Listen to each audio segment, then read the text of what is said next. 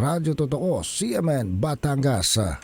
CNN Live Nation. Renz Belda, magandang araw sa iyo. Magandang umaga, Ariel. Magandang umaga, Pilipinas.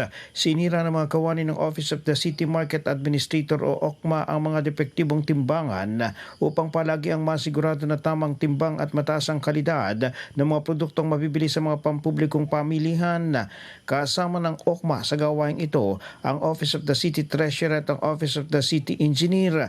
Karamihan sa mga depektibong timbang sinira ay mga akusang itinon over sa OCMA ng mga magtitinda sa palengke.